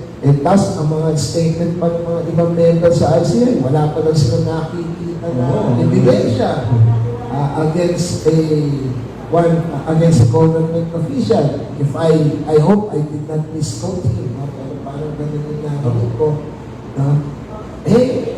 Ano na lang po? Diba? In the meantime, yun na naman. In the meantime, nasa labas ng lahat. Nakakagawa sila ng mga remedyo dahil wala pang kaso. Nakakagawa sila ng paraan, all due respect sa kanila, because they are not yet indicted. Hindi pa lang. So, yun ang nakakagawa pa rin sila, nakaka-accuse pa rin sila, na-enjoy pa rin nila yung kanilang buhay. At speaking of nakakagawa, enjoy pa rin ang buhay, same time, but may capacity sila to influence yung mga witnesses. May capacity sila na takutin ang mga witnesses. So, okay, ito will do that. Okay, lalo na mga congressman or powerful. It is my humble opinion na dapat kung di ba may tinatawag na is concept sa batas na preventive suspension. Hindi na kailangan nila ng preventive suspension. Sila mismo on leave. Dapat mag-leave sila lahat. Mag-leave sila lahat voluntarily kung if they're actually in good faith. Good good faith, kung gusto nilang patunayan sa buong bansa, sa bayan mo natin, na inosente sila, good faith sila, mag-live sila, and they should cooperate in all investigation. Kuya Mark, sa panahon ngayon, meron bang in good faith para prinsipyo o nag-prinsipyo ng good faith sa nakikita niyo? Of course, nagdudula tayo sa kanila, mukha pa lang nila, mukhang bad faith na sila. Di ba? Mukha pa lang. But, sabi ko nga, they are presumed in good faith. Presumed good faith sila, kahit yung pagmumukha nila, ubod ng kapangitan. Pangit, you say pangit, bad faith. But, anong gagawin po natin?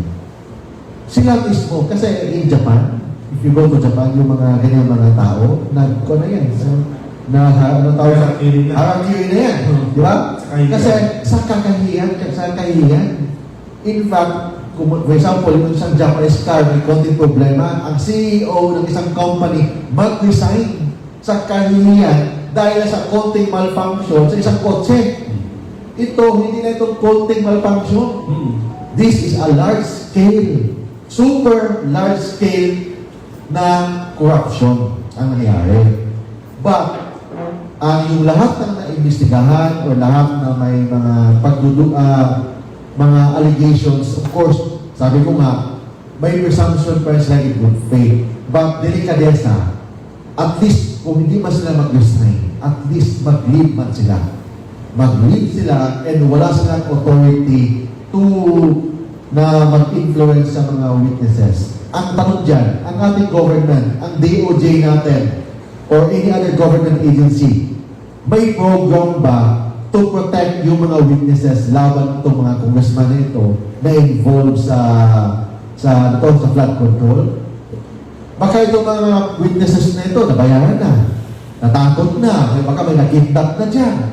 Ang tanong dyan, may support ba ang ating government with respect sa itong mga witnesses? O baka pinabayaan nila itong mga witnesses na ito to the extent na pwedeng bumaliktad na bayaran and nawala ang saysay ng investigation natin. Nawala ang saysay ng mga doon sa Congress, sa Senado, sa ICI. Walang saysay lahat yan. Kung yung mga witnesses natin takot. Bakit takot? Kasi lahat po naman inimbestigahan, may capacity pa rin sila na mag-influence sa mga witnesses. Ang tanong dito, by analogy, bakit hindi binigyan si former President Digong Duterte na bail, interim release? Bakit? If you read the decision ng ICC, hindi ICC, sabi nila, allegedly, may capacity pa daw si President Duterte na makipag-influence sa mga witnesses, mga tao. Dapat yung konsepto na yan, yun din ang gagamitin natin konsepto sa mga congressman.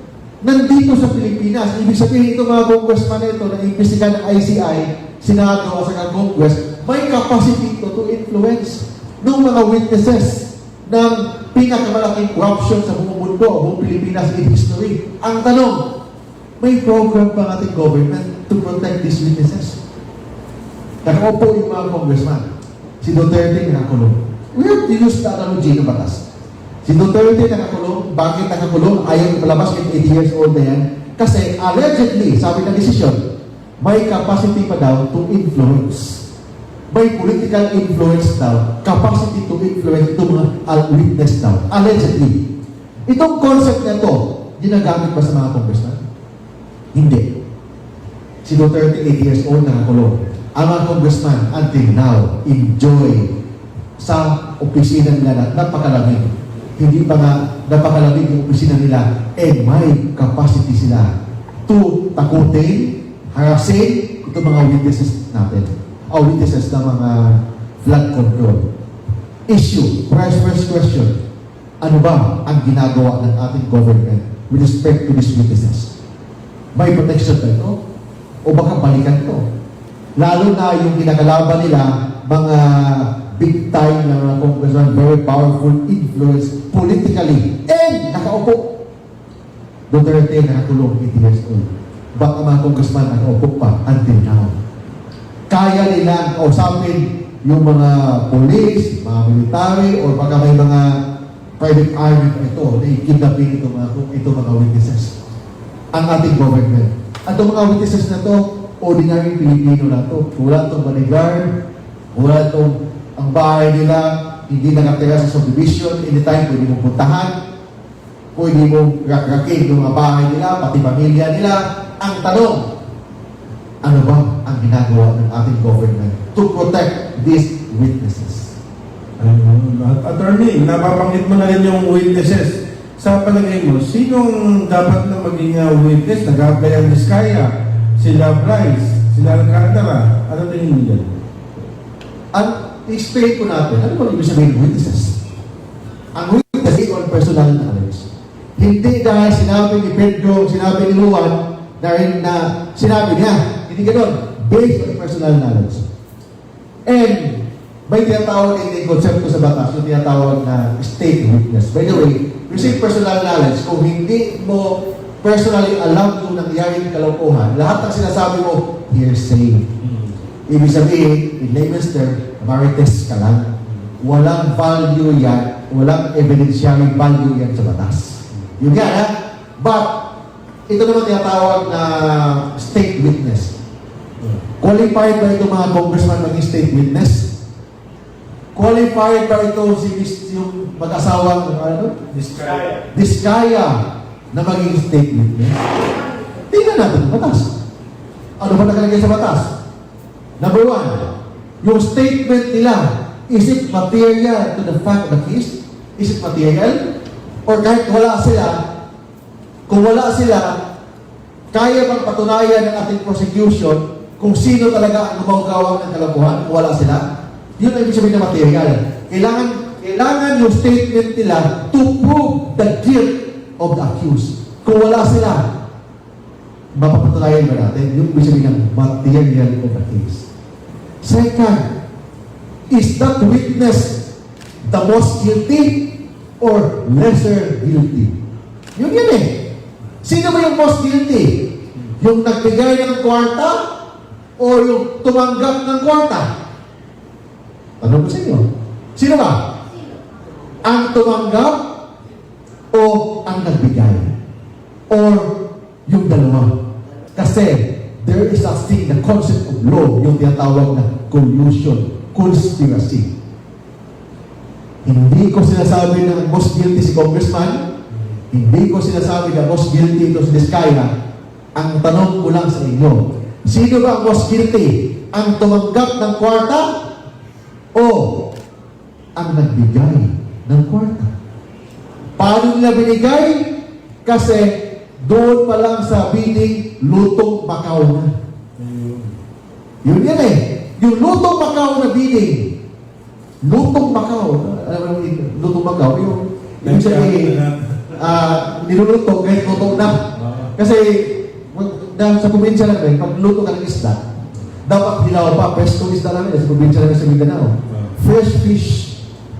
Yung lutong Macau, ibig sabihin, yung isda, luto na, niluluto pa. Yun ito ibig sabihin ng lutong Macau. Doon sa Macau, China, Macau. Di ba? Luto na yung baboy, pork, luto, niluluto pa. Yun ang lutong Macau. Sa inyo, sa bidding, may lutong Macau ba? Ibig sabihin ng lutong Macau, ikaw take care ka na, ha? Take care ka na. Wait, give me 10% advance. Take care ka na, 20% advance. Yun ibig sabihin ng lutong Macau. Yung bidding na lang. Formality na lang. Pero alam na kung sino manalo. Alam na kung sino manalo. Kasi kung mag-dive ka, isama sumama ka sa bidding, nag-dive ka, mas mababa yung sa'yo, talo ka pa rin. Bakit? Dami mga technical issue. Pwede ka i-disqualify because of the technical issue. So yun yan. So, to be a state witness, I have to repeat, state witness, kailangan natin i-apply kasi yan sa prosecution. I-apply na sa court yan. Okay? Who is that state witness? Ang court ang mag-determine, kasi kung state witness ka, hindi ka na makonvict.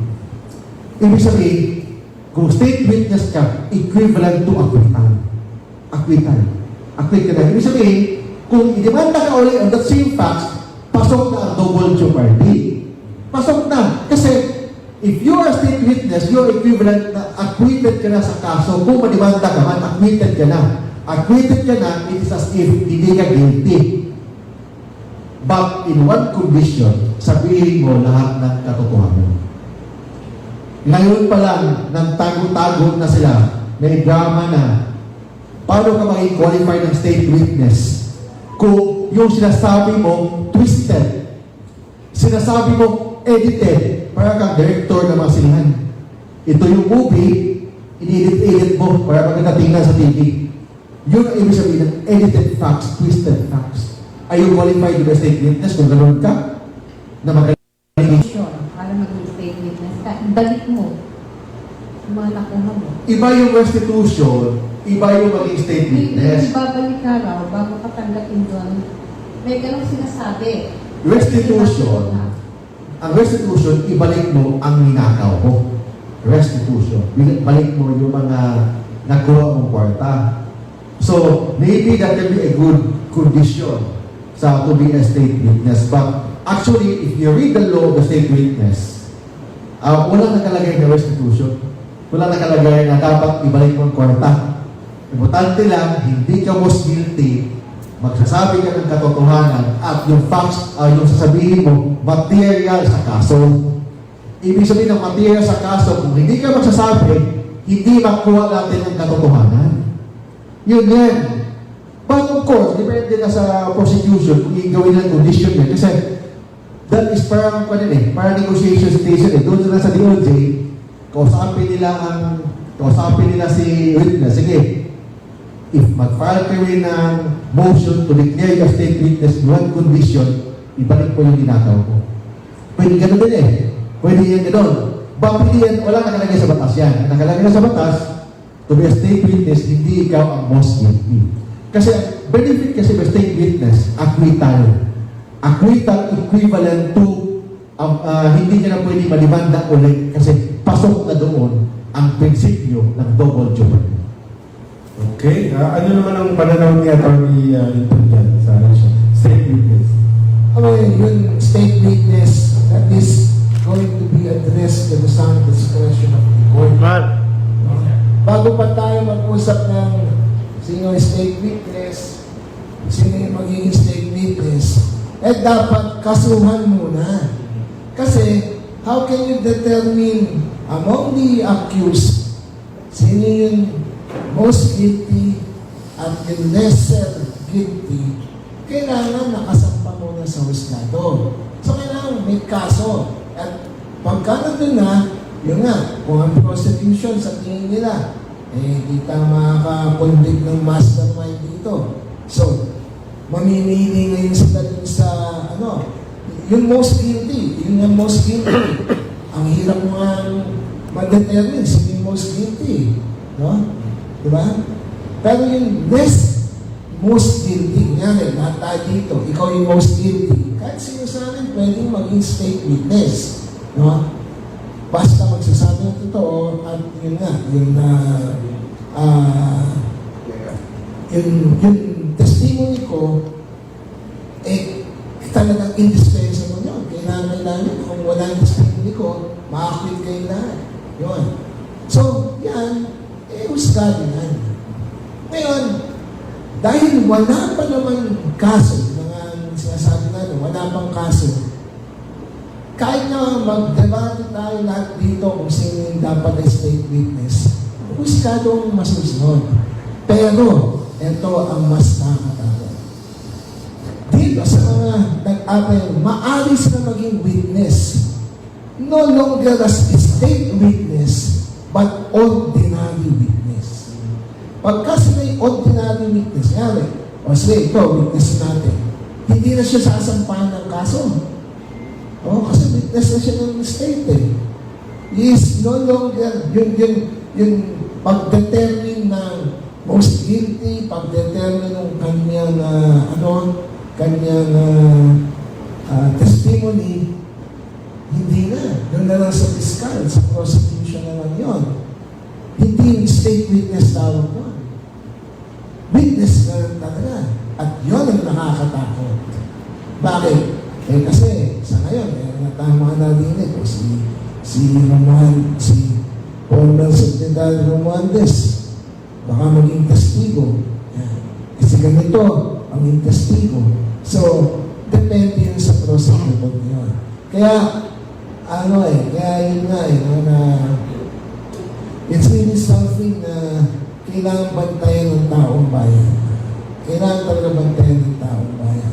Although, we could say na we give a benefit of the doubt dito sa mga nag-iimbestiga or what. But still, vigilance is needed. Kailangan vigilant tayo dito. Because yung istorya ng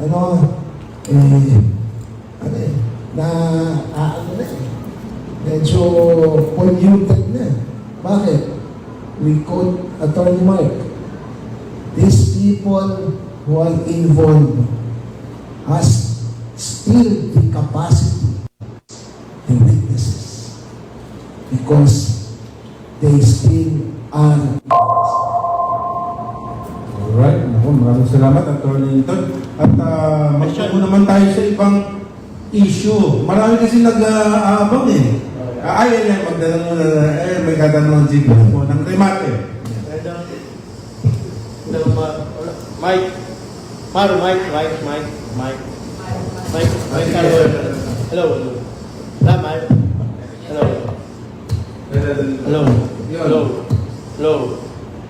Sige, go ahead.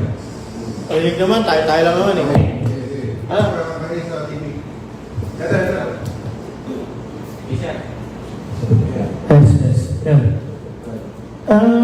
Napunta na po tayo sa usapin na sino yung pupuntang witness tsaka state witness po, di ba? So, nung nakaupo pa si Ombudsman Boying Rimulya dun sa DOJ, nagpunta na dun sila Price, sila Diskaya, and apparently, nung bigla lumabas yung ICI, secretly, ewan ko kung may nakakaalam na dumating na rin po dun si former Martin Romualdez, former SP Martin Romualdez po. So, itong umiikot na investigasyon na to from Congress, Senate to ICI, parang wala nang malaman kung sino ituturo dahil lahat napunta na po sa state witness.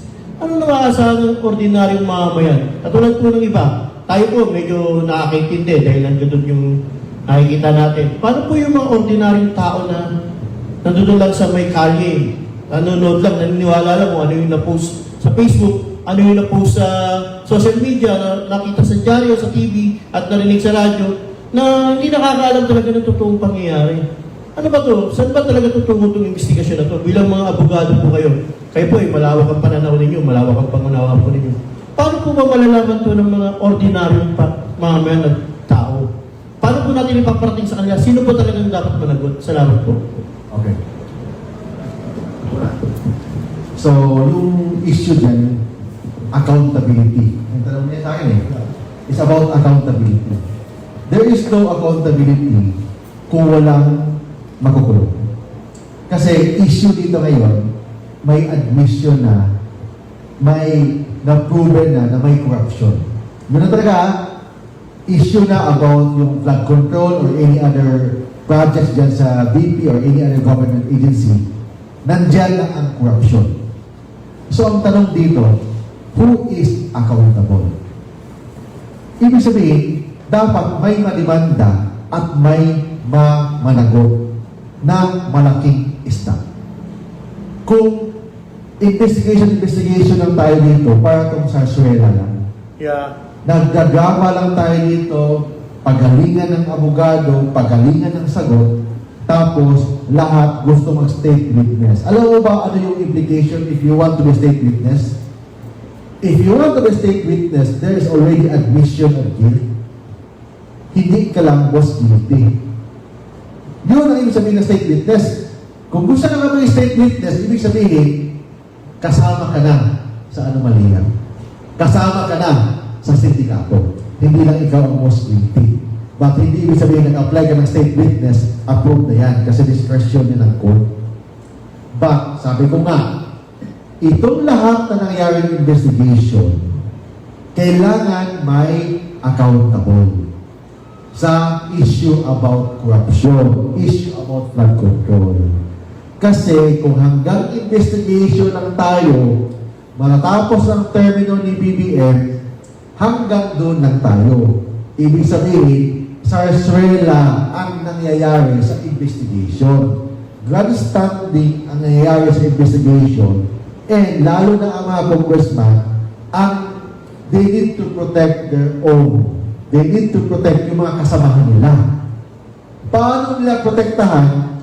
They are the one na may power sila, kausapin yung mga witnesses, kasi to avoid na ma-implicate pa sila. They have the power, political power, they have the money, they have the influence. Tapos itong mga witnesses natin, ordinaryong Pilipino lang. Tapos baka makidnap, mapatay, maharas.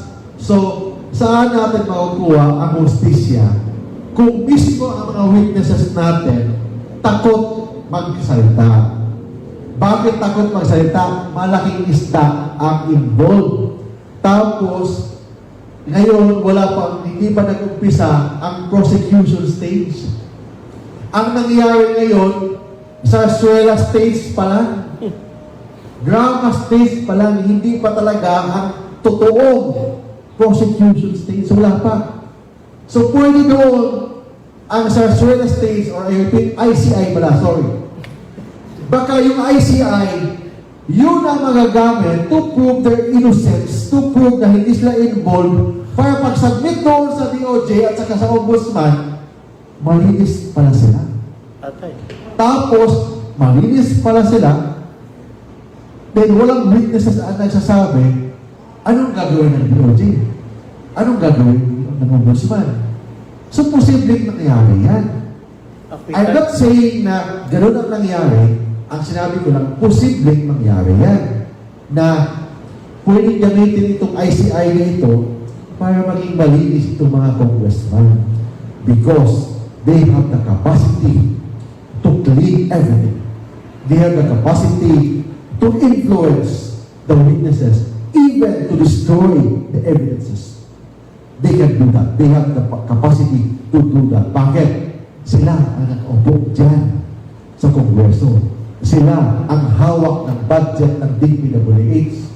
Sila ang kaya nilang diktahan. Kaya nilang gawin yan. I don't say na diniktahan nila, but kaya nilang gawin yan. They have the capacity to do that because they have the political and the financial power ngayon.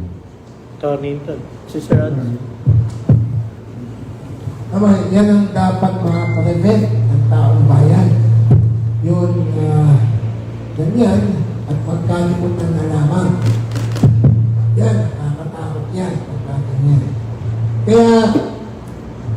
Kaya, yung akala ng marami, nasa husgado na. Wala pa. Wala pa nga sa fiscal wala pa nga sa prosecutor Di ba? Yung ICI, recommendatory. Paano kung doon nakapag-recommend sila na ito halimbawa na lang, yung recommend nila, Congressman so-and-so is hereby recommended Congressman so-and-so has no liability and hereby we recommend that no charges be filed against him. Ako, di kagulo na yan. Bakit? Kasi yung prosecutor, discretion nyo, whether to reject or accept that finding. Yes. Paano kung si Congressman yan? Mabigat. Yung malaking isda, boss. Yung bandiyan na mismo. Di kagulo na tayo. Diba? So, nakaka-frustrate. Kaya ang tanging pag-asa natin dito ay magsama-sama isang bayan. Huwag tayong kukurap dito sa laban na ito. Palap, so mga attorney. Inisimulan na bang wala na sa DPWH, Quezon City? Isang malimit na paninaw lang. I'm not saying na nuwalis na nila ang kaya ko masabi, they have the capacity to be a good janitor. Janitor to clean all the evidences, to twist Attorney, ano po yung inyong masasabi doon po sa ginagawa ng DPWH Secretary Vince Dizon? Puspusan po yung mama at araw-araw hindi na yata natutulog yun dahil yung flood control project, yung mga anomaly ay talagang tinututukan niya at gumagawa talaga sila ng aksyon sa DPWH. In fairness, we said this, dati first impression mukha nun eh. But ngayon, parang tumanda, stress. So, ang masasabi ko sa kanya, yes, ginagawa naman niya yung effort. Gawa niya yung effort niya na release, ginagawa naman niya yung effort niya. Let's give him the benefit of the doubt. Yun ang masasabi ko. Kailangan kayo, makayot naman yan. But of course, hindi pwede natin iasa lang sa kanya. We should be vigilant. Tingnan natin ang dapat gawin niya, tama ba yung ginagawa niya, may yung effort niya, enough na ba yan? Yes, we will give him the benefit of the doubt, but kahit na magbigay tayo sa kanya ng benefit of the doubt, hindi natin siya pwede iasa lahat sa kanya. Bantayan po natin ang lahat ng kilos para malinis talaga. May tunay na pagbabago dyan sa DPWH. Thank you, Attorney. Si Attorney Ariel ito. Yes. Si Attorney Ariel ito. No-comment pa tayo. Okay, at lumako naman tayo sa yung isang issue na maraming interesado eh. Yung kay Attorney Tolentino, mag-update lang tayo kay Pastor Kibuloy. Yung kaso kasi, di ba, hindi kinatigan ng passage, yung hospital, Hindi naman na-dismiss, but I think na-deny. Na-deny yata yung hospital arrest. Opo. And they have all the remedy naman. I am not part of the legal team of Pastor Kibuloy. I am the lawyer of SMNI, di ba yun? But of course, they have all the remedy to do that. Kung i-deny man yung hospital arrest, pwede naman mag-file ng motion for consideration. Right? Naman yan. But sa pagkakilala ko, alam ko sa facts, totoo talaga na may problema sa heart si Pastor na kailangan talagang batayan ng hospital. Batayan kasi 74 years old na si Pastor, 73, 74 years old na. So, iba, kailangan talaga niya ng help na services sa ating hospital. So, ang masasabi ko lang sa kanya, masasabi ko sa issue niya, yes, lahat ng mga remedy available sa batas, gawin talaga ng legal team niya to protect. And right naman niya to have a good team of lawyers, right naman niya to i-avail lahat ng review ng batas. Yun ang masasabi. Alright. At dahil dyan, mag-alas 12 na. Napakabilis ng oras, kapatid na Gina, no? Oo. At bigyan na natin ng siguro final message ang ating dalawang magiting na abogado dito. Una natin ng ating gagawin, si Attorney Ariel Inton, yung pong mensahe sa taong bayan at sa kinauulan na rin. Maraming salamat sa pagkakataon ito. It's an honor to be joined by Attorney Mark here sa isang forum. Maganda yung talakayan natin. Ang isang mensahe natin ay sa taong bayan, let us be vigilant. Kailangan vigilant tayo dito. Dahil ang kalaban ay nasa poder pa rin. Ang kalaban may capacity na mabaliktad ang lahat. Sa pag-ingatan natin, sa pag-ingat na yan, itong dapat natin natin na hindi nila yuyurakan at pagsasamantalahan ang kahirapan ng mga tao. Yun ang isang nila. Asa ka na yung pera? Sige. Pagka yung kahirapan ng tao pinagsamantalahan, medyo walang kahinatan. Kaya sana ay maging vigilant tayo. Kapit visit tayo. Right, thank you, Attorney Inton. Attorney Tolentino. Yun ang masabi ko, public office is public trust. We are all times accountable to the people. So, ibig sabihin doon, ating government, lahat ng posisyon ng government natin, pinagkatiwala lang yan ng taong bayan.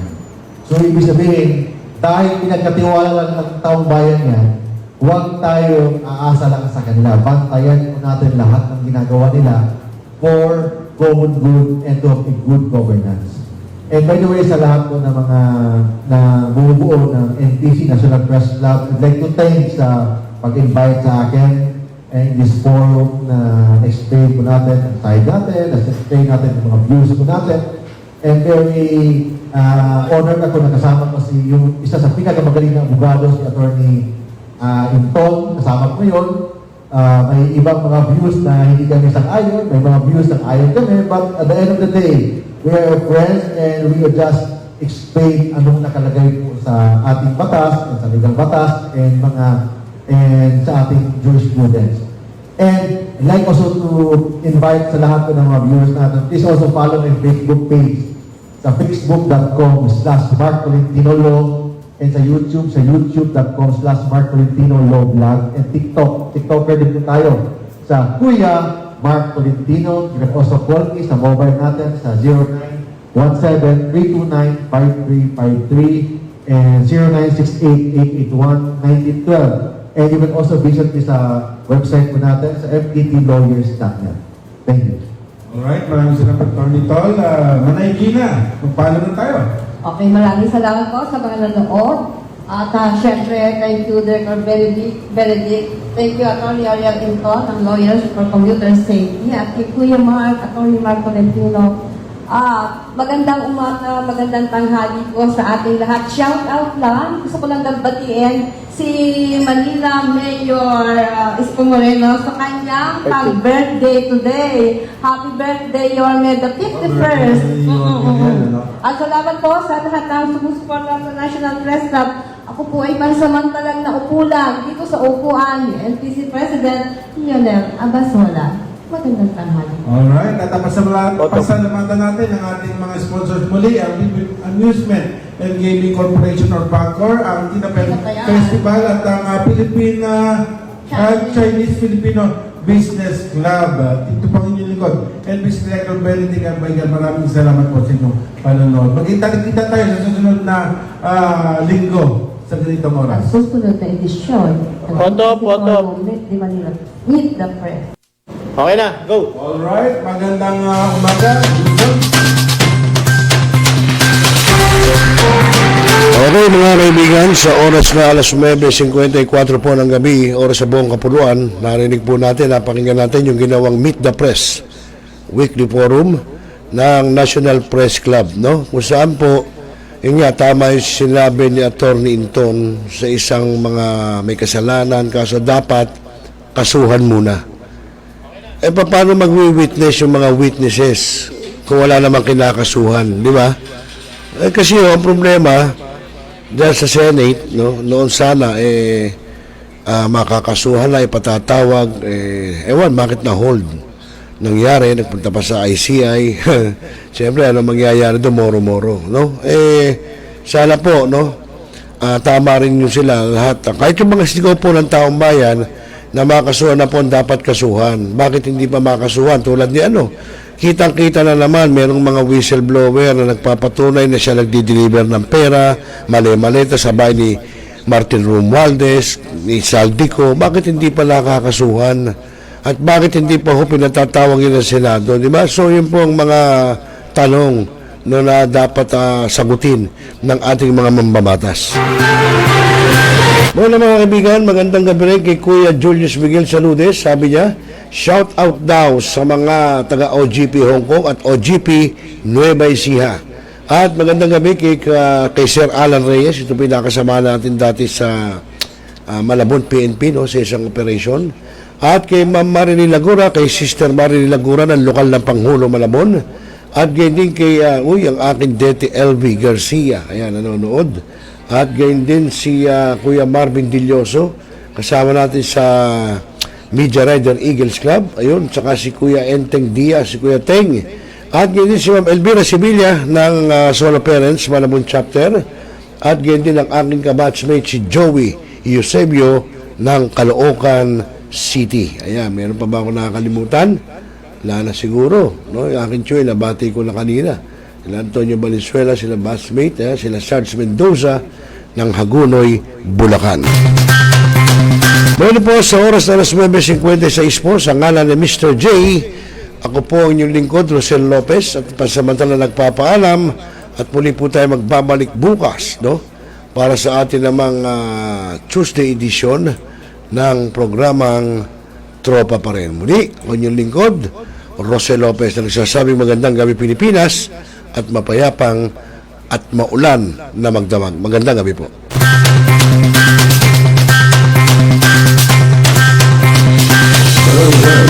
Pangunahing unit ng pamahalaan lokal kung saan dito pinag-uusapan ang bawat sinalog ng mga residente ng bawat barangay. Dito rin pinag-uusapan ng mga piling halal na opisyal na barangay ang mga proyekto para sa kanilang barangay. Kumustahin natin ang panunungkulan ni Kapitan dito sa Dalo Barangay sa Millennial Online TV Worldwide, ang katropa ng bawat barangay. At tinatapos ang ating pagpupulong. Maraming salamat po kay Lung Pagdalo at tapos na po ang ating session. Enjoy na po tayo. Hanap mo ba ay Unwind Ventures? Tara nang mamangha sa mga tanawin.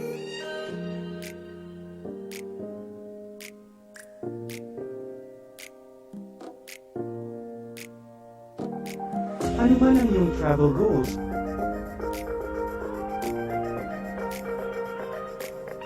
Dadalhin namin kayo.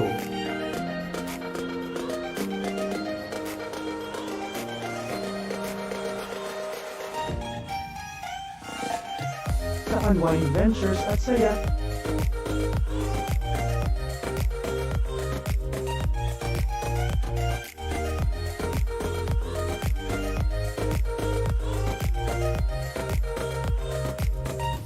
Dito lang sa Wow Biyahe.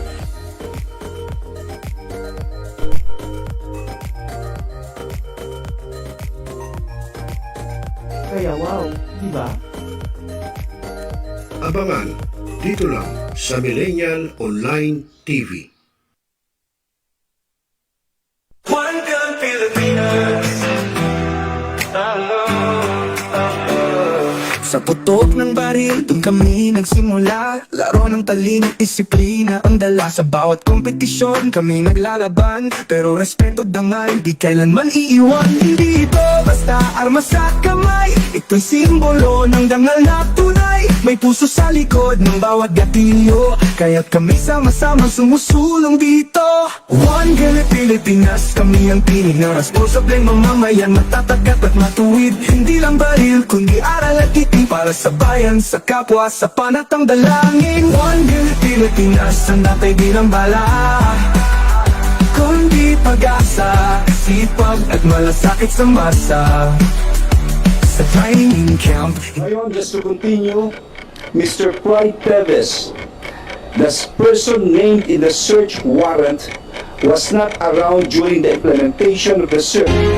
Talakayan. Representative. Opinion.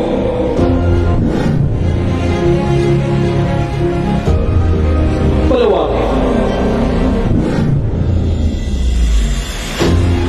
Aksyonan. Kasama sinusunod dito na sa yung Millennial Online TV. Nagbabasa ka pa ba ng dyaryo? O nakikinig ka pa ba ng radyo? Kung ngayon, lahat yan ay mapapakinggan nyo na sa inyong mga cellphone. Dahil online na tayo, mga kamilenyo. Kaya manood, makinig, dito sa Millennial Online TV. Rider, sumalpok sa Kaya poste ng i-follow, like, subscribe, at i-share na, mga katropa. Hi! hindi susokang hilari ka doon. Nananawagan ako sa ating mga katropa, no? At mga kaibigan, mga kababayan, na palaging tumutok sa Millennial Online TV. At yan ay pinangunahan. At yan ay pinangangasiwaan ng aking kaibigan na si Rosel. At ang mga nanunood dyan ay hindi bobo! Pinaigting, pinalakas ang bagong News Online TV ng bagong milenyo. Millennial Online TV, ang katropa mo sa pagbabalita.